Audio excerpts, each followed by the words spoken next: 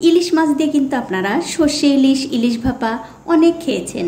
সেই একঘেয়েমি রেসিপিগুলো বাদ দিয়ে আমি আজকে আপনাদের রান্না করে দেখাবো ইলিশ মাছের তেল ঝাল। নমস্কার, আমার এই ছোট্ট চ্যানেলে আপনাদের সবাইকে স্বাগতম।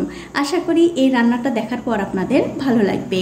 তো ইলিশ মাছের তেল ঝাল রান্না করার জন্য দেখতে পাচ্ছেন আমি এখানে ইলিশ মাছ কেটে ধুয়ে পরিষ্কার করে নিয়েছি।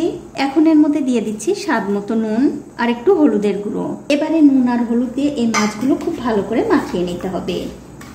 আর বন্ধুরা, অবশ্যই কিন্তু আপনারা একদিন হলেও এই রেসিপিটা বানিয়ে খেয়ে আমাকে কমেন্ট করে জানাতে ভুলবেন না আপনাদের কেমন লাগলো।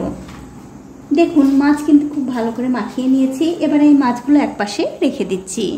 এখন একটা বাটিতে দিয়ে দিচ্ছি সামান্য একটু হলুদের গুঁড়ো, হাফ চামচ জিরার গুঁড়ো, হাফ চামচ লঙ্কার গুঁড়ো আর দিয়ে দিলাম স্বাদ মতো নুন। এবারে এই মশলার মধ্যে একটুখানি জল দিয়ে খুব ভালো করে মিশিয়ে নিতে হবে।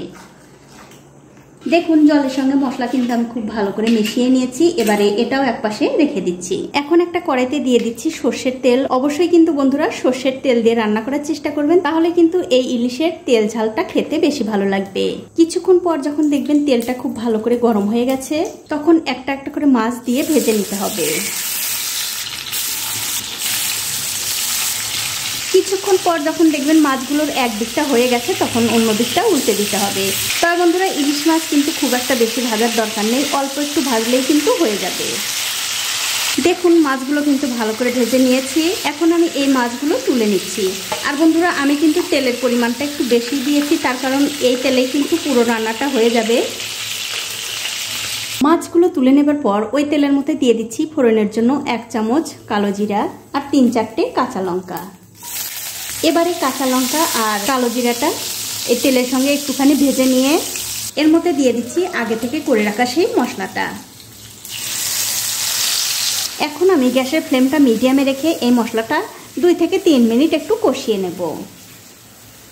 দেখুন, মশলা কিন্তু আমি খুব ভালো করে কষিয়ে নিয়েছি। এবারে গ্যাসের ফ্লেমটা বাড়িয়ে দিয়ে এর মধ্যে দিয়ে দিচ্ছি একটু জল। তবে বন্ধুরা, জল কিন্তু খুব একটা বেশি দেওয়ার দরকার নেই, অল্প একটু জল দিয়ে এই মশলার সঙ্গে ভালো করে একটু মিশিয়ে দিয়ে একটা ঢাকা দিয়ে ততক্ষণই রান্না করতে হবে যতক্ষণ না এই ঝোলটা ভালো করে ফুটে উঠছে। তো দেখুন, ঝোলটা কিন্তু ফুটতে শুরু করেছে। এবারে ওপর থেকে ঢাকাটা তুলে নিয়ে এর মধ্যে দিয়ে দিতে হবে আগে থেকে ভেজে রাখা সেই মাছগুলো দিয়ে ঝোলের সঙ্গে খুবই হালকা হাতে একটু মিশিয়ে দিতে হবে। মাছগুলো ঝোলের সঙ্গে মিশিয়ে দেওয়ার পর আবারও ঢাকা দিয়ে 5 থেকে 7 মিনিট রান্না করে নিতে হবে। 7 মিনিটের মাঝে ঢাকাটা আমি একবার তুলে নিচ্ছি। তুলে নিয়ে এই মাছগুলো আমি খুবই হালকা হাতে একটু উল্টে দেব। খুবই সাবধানে উল্টাবেন, তার কারণ হচ্ছে ইলিশ মাছ কিন্তু একটু নরম হয়, ঝোলের মধ্যে যেন ভেঙে না যায় সেই দিকটা অবশ্যই খেয়াল রাখবেন। দেখুন, আপনাদের বলতে বলতে আমারই একটা ভেঙে গেল। তো খুব ভালো করে মাছগুলো কিন্তু আমি উল্টে দিলাম। এখন আমি এর মধ্যে দিয়ে দিচ্ছি 3টে কাঁচা লঙ্কা। তারপর আবার ঢাকা দিয়ে এই তরকারিটা আমি রান্না হতে দেব। তো 7 মিনিট পর আমি উপর থেকে ঢাকাটা তুলে নিচ্ছি। আর দেখুন, ইলিশ মাছের তেল ঝাল কিন্তু রান্না হয়ে গেছে। এবারে গ্যাসের ফ্লেমটা বন্ধ করে দিচ্ছি। আর বন্ধুরা, এই ইলিশ মাছের মধ্যে কিন্তু ঝোলটা একটু বেশি থাকবে, তার কারণ হচ্ছে এটার নামই হচ্ছে ইলিশ মাছের তেল ঝাল।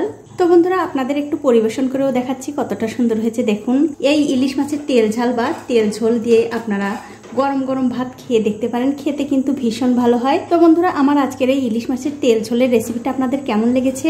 যদি ভালো লেগেই থাকে অবশ্যই একটা লাইক, কমেন্ট আর শেয়ার করতে ভুলবেন না।